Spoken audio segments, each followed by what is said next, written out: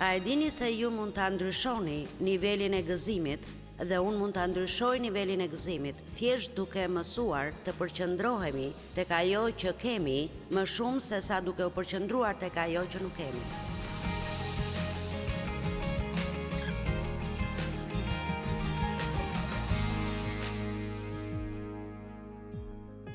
Sot unë dua të flas në lidhje me zhgënjimet që vijnë nga pritshmëritë jo realiste. Unë dëshiroj që ju të mendoni mbi domethënien e kësaj, sepse unë u them të gjithëve të jenë plot shpresë dhe kjo do të thotë të keni pritshmërinë se Perëndia do të bëjë diçka të mrekullueshme në jetën tuaj. Kështu unë jam për ëndërimet, jam për vizionet e mëdha, pritshmërinë që Perëndia të bëjë të pamundurën. Por ne përgatisim veten tonë për zhgënjime kur jemi duke besuar për gjërat për të cilat as Bibla nuk na thot se janë realitet. Dhe unë kam gjetur 10, jam e sigurt se ka më shumë, por unë vërtet mendoj se shumë herë, nëse ju do t'jeni vërtet të hapur, nuk janë në të vërtet njerëzit e tjerë ata që na bëjnë të palumtur, por është ajo që ne presim nga njerëzit e tjerë. Për shembull, unë prisja që Devi të më bënte të lumtur gjithkohon. Pas disa viteve që mendoja kështu, Zoti më tha, a mund të mos përpiqesh më t'ia japësh Devit përgjegjësinë për gëzimin tënd? Dhe ndoshta dikush tjetër këtu sot po e bën këtë. Ju jeni të zemëruar sepse dikush me të cilin jeni në marrëdhënie nuk është duke ju bërë të lumtur, por ndoshta ju vetë duhet të merrni përgjegjësinë për gëzimin tuaj dhe të vendosni të jeni të lumtur në Zotin. Ne duhet ta marrim vetë përgjegjësinë për gjërat tona. Kjo hoqë një barë të madhe nga Devi, kur më në fund unë hoqa dorë nga të mbështeturit tek ai. Ose disa njerëz presin që njerëzit e tjerë t'i bëjnë ata të ndihen mirë me veten e tyre. Dhe kjo gjë mund ta raskapis dikë. Dua të them kur ju vazhdimisht mbështeteni te dikush që ai t'ju mbajë të lumtur e të gëzuar e t'ju bëjë të ndiheni mirë me veten, do të vi dita kur do ta raskapisni atë njerëz dhe ai nuk do të dojë të ketë marrëdhënie me ju. Kështu kur ju e dini se kush jeni në Krishtin dhe ju ndiheni mirë me veten tuaj, atëherë nuk do ta ngarkoni më këtë punë mbi një person tjetër dhe kjo do ta bëjë marrëdhënien të jetë e shëndetshme dhe e plot. Thjesht disa komente hyrëse këtu. Ne nuk e jetojmë jetën në majtë të malit. Dhe përballja me këtë realitet na ndihmon që ne të jemi të përgatitur për jetën reale. Edhe pse besoj se duhet të kemi ëndra të mëdha, ne gjithashtu duhet të jemi të përgatitur për jetën reale. Ne kemi kohë kur e shijojmë të qenit në majtë të malit në jetë, por gjithashtu e dim se e kalojmë shumicën e jetës sonë në gjërat e zakonshme, të përditshme. Apo jo? Dhe unë sikur po mendoja për këtë dhe sikur mu duk interesante, ne duam të jemi të gëzuar gjatë gjithë kohës dhe dëshirojmë të jemi të lumtur gjithkohon, por dëgjoj njerëz që thonë dhe unë ndihem kështu sikur gjatë Krishtlindjes dhe festës së vitit të ri. Ne bëjmë shumë gjëra ndryshe nga muajt e tjerë dhe shumica e njerëzve do të thonë, jam shumë i kënaqur që po i kthehem rutinës së zakonshme. Kështu neve na pëlqen vërtet jeta normale e përditshme. Na duhet ajo që e quaj erza e jetës, disa gjëra më shumë, her pas here, festat e ditëlindjes, një fustan i ri, pushimet, kemi nevojë për gjëra si këto për ta shkundur e për ta bërë ndryshe. Por sinqerisht, shumica e jetës është thjesht të ngrihesh e të shkosh në shtrat, të ngrihesh e të shkosh në shtrat, të shkosh në punë, të pastrosh shtëpinë, të shohësh dikë që e bën pis, ta pastrosh përsëri, të shkosh në kish, në shtëpi, të shkosh në dyqan, të hash ushqim, të pastrosh. Shumica e gjërave të përditshme janë. Kështu, unë mendoj se është një lojë e bukur që ta luajmë me djallin. Ku ta shohim atë të përpiqet të na bëjë të palumtur e të mos e lejojmë.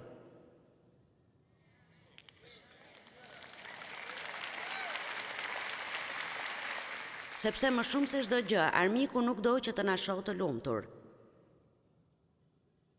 Nëse bota është plot me të krishterë të lumtur, më shumë njerëz do të duan të bëhen kështu. Amen. Gjoni 10:10, vjedh si nuk vjen veç se për të vjedhur, vrarë e shkatruar. Por Jezusi tha, unë kam ardhur që të kenë jetë e ta kenë me bollëk. Jo thjesht të keni jetë, por ta shijoni jetën, dhe kjo do të thotë se ne duhet të mësojmë ta shijojmë jetën tonë të zakonshme, të përditshme. Kur pastrojmë shtëpinë, kur lajmë rrobat, kur ndarojmë vajin e makinës, kur jemi në trafik, dhe vërtet kur ne kemi një marrëdhënie të ngushtë, të drejtë dhe të thellë me Perëndin, ne mund ta bëjmë këtë. Pikërisht ky është edhe gëzimi i Zotit. Ne thjesht duhet të kuptojmë se jo çdo ditë do të jetë patjetër një ditë e gëzueshme.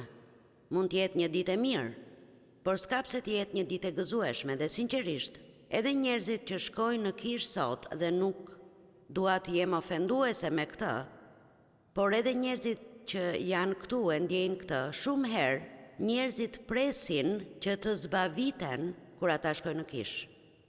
Dhe kjo është shumë larg mënyrës se si duhet të ndihemi kur shkojmë atje. Dhe njerëzit që janë këtu, që nga grupi i adhurimit deri tek predikuesi, tek njerëzit e medias, nuk duhet të ndihen sikur duhet t'ju zbavisin ju. Ne jemi këtu për t'ju treguar gjëra që do t'ju ndryshojnë jetën dhe do t'ju bëjnë të lirë dhe do t'ju bëjnë të kaloni javën tjetër me një buzëqeshje. Amen.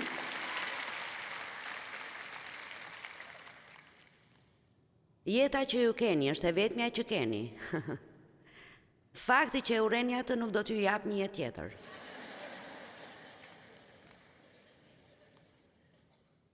Mjaft u larguat nga gjërat që keni dhe mësoni si t'i përqafoni dhe të shijoni pikën ku jeni.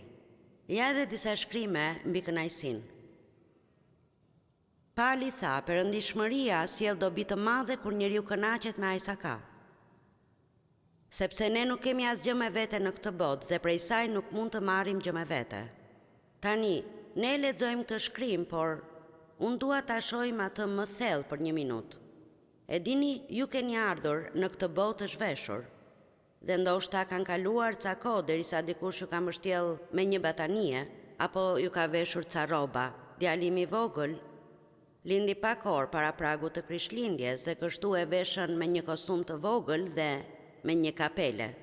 Dhe kështu, ju vini pa absolutisht asgjë dhe pastaj dikush ju vesh diçka. Dhe kështu, kur ju dilni në botë, dikush mund t'ju vesh një kostum apo një fustan, por asgjë nga gjërat që ju keni nuk do t'i merrni me vete. Asgjë, thjesht dua ta mendoni. Pyes veten se sa e sa njerëz i kanë shkatëruar marrëdhëniet. Nga që kanë qenë të zënë duke u përpjekur të bëjnë më shumë para. Dhe pastaj shumë herë do të dëgjoni baballar që thonë, e po thjesht e kam bërë për familjen. Unë doja që ju të kishit çdo gjë, dhe pastaj fëmijët të rriten dhe ata nuk kanë asnjë lloj marrëdhënie me ta, sepse gjithçka që fëmijët donin kanë qenë ata donin kohën e tyre dhe nuk donin domosdoshmërisht parat. Shumë nga ju e din kush është Tommy Barnett, ai udhtonte si një ungjilltar dhe ishte shumë i zënë gjatë gjithë jetës së tij. Por djemtë e tij, të dy, njëri drejton qendrën e ëndrave në Phoenix, tjetri në Los Angeles, dhe ata janë të gjithë në shërbes dhe fëmijët e tij na kanë treguar se pavarësisht në cilin vend të botës ishte, nëse ata kishin ndeshje futbolli apo basketbolli apo çfarëdo, ai merrte avionin nga ana tjetër e botës që të shihte ndeshjet dhe kthehej përsëri për të vazhduar punën. Dhe kjo është ajo që ndërton marrëdhënie, është koha. Dhe t'ju them të vërtetën, për mua është më e lehtë t'i jap dikujt paratë se sa t'i jap kohën time. Ne jemi, e lexova këtë para ca ditësh, ne Amerikanët jemi njerëzit më të zënë mbi faqen e dheut. Por unë thjesht doja ta shihni më thellë këtë që ju të mendoni në lidhje me atë që jeni duke bërë. E dini, ju mund të punoni më shumë dhe të mos u kushtoni vëmendje marrëdhënieve, që kështu të keni pak më shumë para, një shtëpi më të madhe, një makinë më të mirë, disa rroba më shumë dhe një palë këpucë të shtrenjta, dhe nuk ka asnjë të keqe, nuk po them të mos i shijoni gjërat. Mua më pëlqejnë, por një gjë interesante më ka ndodhur mua. Sa më shumë plakem unë, aq më shumë më acarojnë gjërat.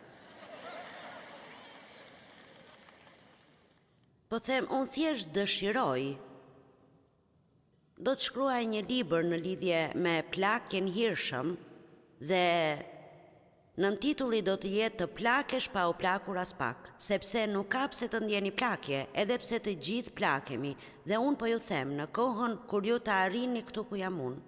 Dhe unë nuk e mbaj sekret moshën, jam 75 vjeç, në kohën kur ju të arrini këtu ku jam unë. Në kohën kur ju të arrini ku jam unë, ju keni mësuar shumë gjëra përmes eksperiencës. Dhe ju mësoni se çfarë është e rëndësishme dhe çfarë nuk është.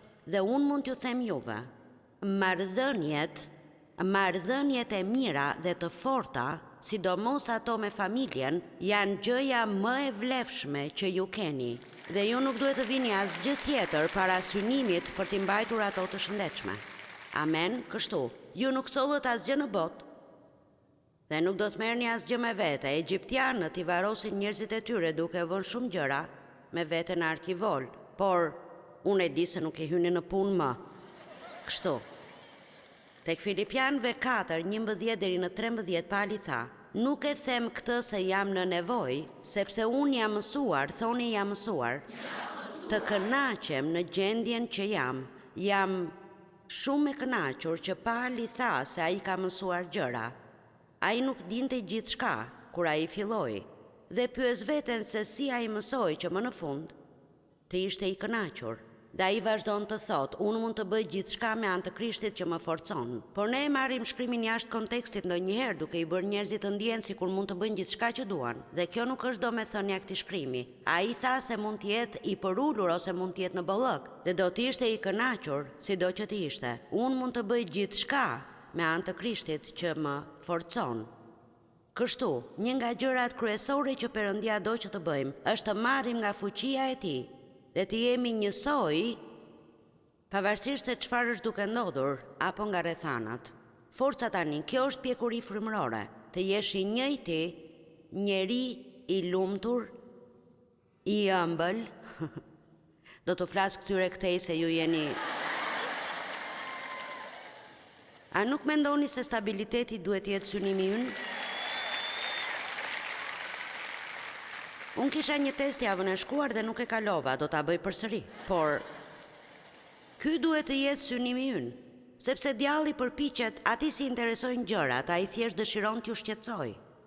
Kur ne shqetësohemi, themi gjëra që si kemi seriozisht, marrim një sër vendimesh të gabuara dhe kjo e dëmton dëshminë tonë, pastaj na vjen keq që jemi sjellë në atë mënyrë. Kështu unë dua t'ju ftoj të bëni lojën që unë jam duke luajtur dhe thjesht të shihni se sa shumë ju mund ta zemëroni djallin duke qenë të qëndrueshëm. E dini se çfarë thot Devi gjithmonë? Diçka mund të ndodh, diçka që ai nuk e priste dhe ai thjesht thot, nuk më bën përshtypje djallë. Si për shembull, ne kemi një obor të madh në shtëpinë tonë, i cili ka një portë elektrike, e cila hapet kur ne duhet të parkojmë. Dhe ne ishim duke patur probleme me të dhe kështu na u desh që ta riparoni me një çmim shumë të lartë. Por teknikët kishin lidhur diçka gabim dhe kur Devi duhet të kalonte me makinë, kur arriti në mes, ajo mbyll dhe i zuri makinën. Dhe kështu njëra anë e makinës ka një gërvishtje të gjatë për të cilën duhet të paguajmë dhe ky riparim nuk është i lirë. Dhe ju mund të thoni, ju ose mund të zemroheni ose mund të thoni, e di çfarë djallë, nuk më bën përshtypje.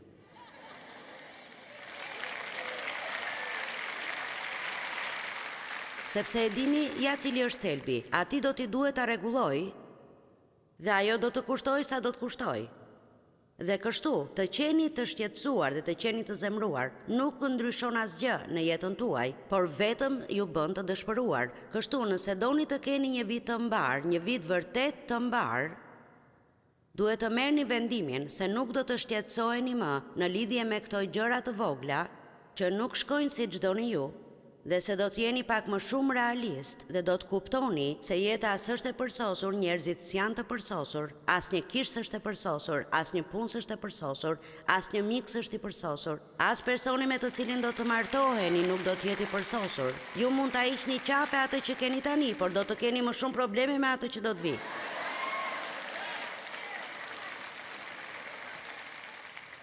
Kështu nëse keni dikë që është trajnuar pak, mbajeni fort.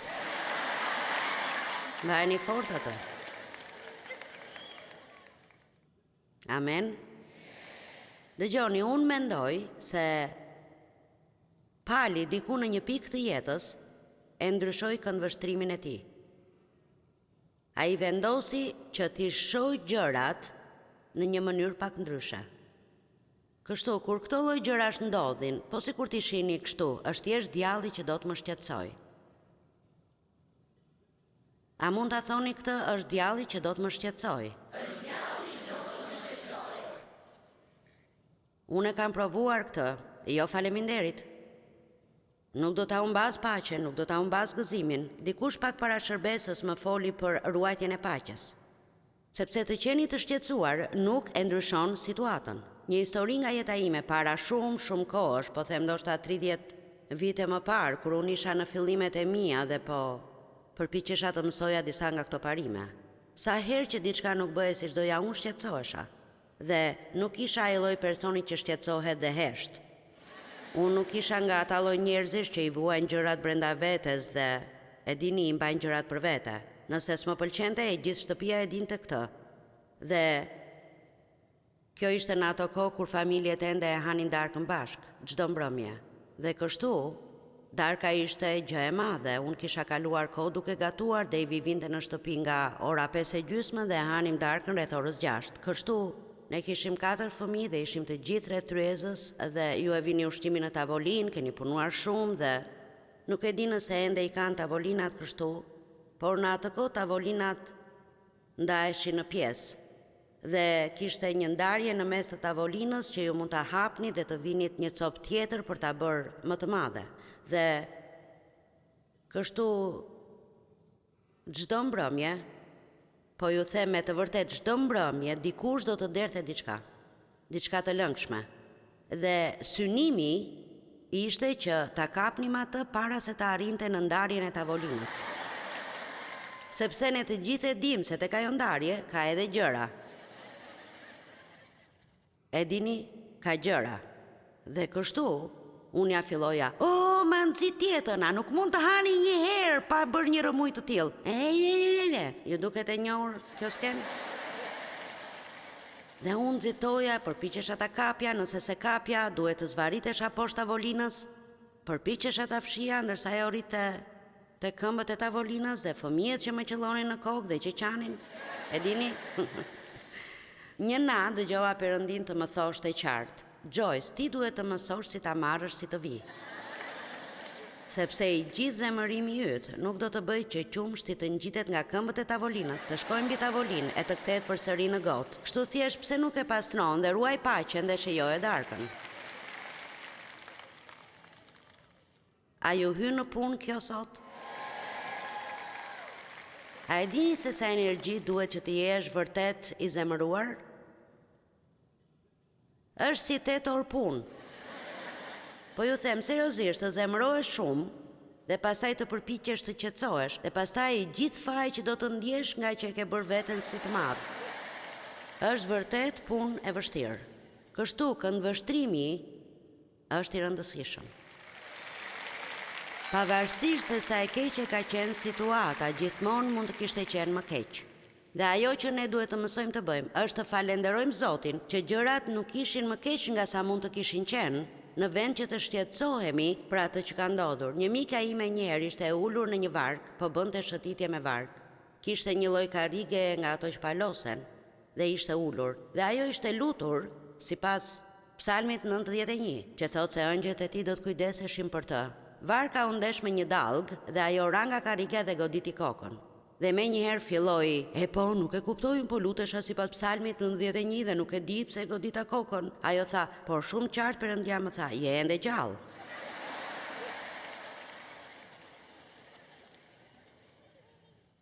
Le të vazhdojmë. E dini, disa nga ju mund të shkojnë në shtëpi dhe mund të ndryshojnë jetën e tyre, thjesht duke vendosur të ndryshojnë mënyrën se si janë duke i parë gjërat.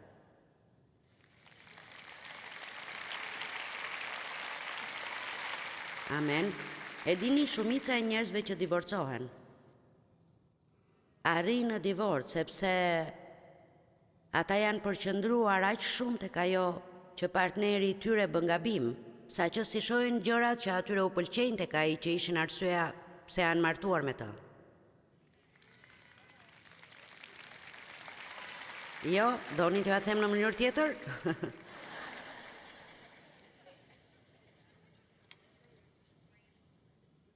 Në rregull, isha duke parë një film. Ai titullohet diçka në lidhje me krishtlindje e një mundësie të dytë, diçka e tillë. Kështu, është një çift që martohet dhe janë shumë të lumtur, thjesht e admirojnë njëri tjetrin, janë të dashuruar dhe pas 4 vitesh, ajo nuk e duron dot më atë, ai bën rëmuj, është kështu, është ashtu, s'është kështu, s'është ashtu. Dhe kështu ajo është duke shkuar tek avokati i divorcit. Për të çuar dokumentat, i ndodh një aksident me makinë dhe humbet kujtesën. Dhe nuk i kujtohet bashkëshorti.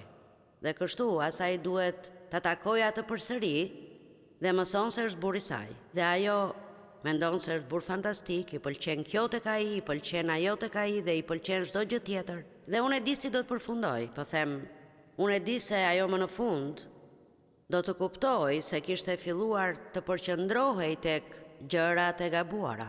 A e dini se ju mund ta ndryshoni nivelin e gëzimit dhe unë mund ta ndryshoj nivelin e gëzimit thjesht duke mësuar të përqëndrohemi tek ajo që kemi më shumë se sa duke u përqëndruar tek ajo që nuk kemi. Nuk e di për ju, por kur unë e dëgjova në fillim të prezantuar këtë gjë në veçanti, pra se janë pritshmëritë tona ato që na bëjnë të palumtur, kjo vërtet më ndihmoi shumë.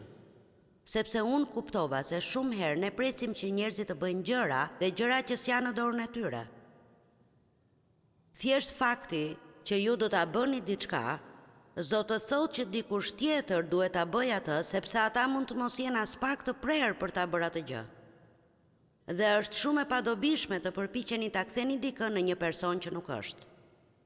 Po them, është shumë e padobishme të përpiqeni ta ktheni dikë në një person që ai nuk është. Kjo është arsyeja pse duhet të përqendroheni tek gjërat që ju pëlqejnë tek ai. Dhe i vilanenët kjo i mbulon të gjitha të tjerat. Edhe pse theu një nga gotat e mia të preferuara dje. Ende po e diskutojmë këtë. Tani të jesh i kënaqur s'do të thotë të mos duash të ndryshosh.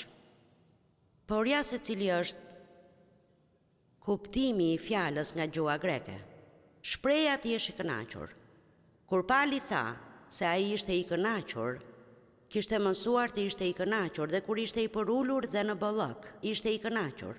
Në Biblën klasike të amplifikuar thuhet i kënaqur në pikën ku nuk jam i shqetësuar apo i trazuar. S'do të thotë se kur s'donte ndryshim. Patjetër që ne duam ndryshim, s'do të thotë se njerëzit e tjerë nuk bëjnë gjëra të gabuara. Por ajo që unë po them është se duhet të bëhemi aq të urtë sa t'i kursejmë veteson shumë stres dhe shumë energji, duke bërë këtë thjesht të vështrojmë se sa shumë gjëra armiku mund të hedhë drejt nesh dhe ne të qëndrojmë të patundur.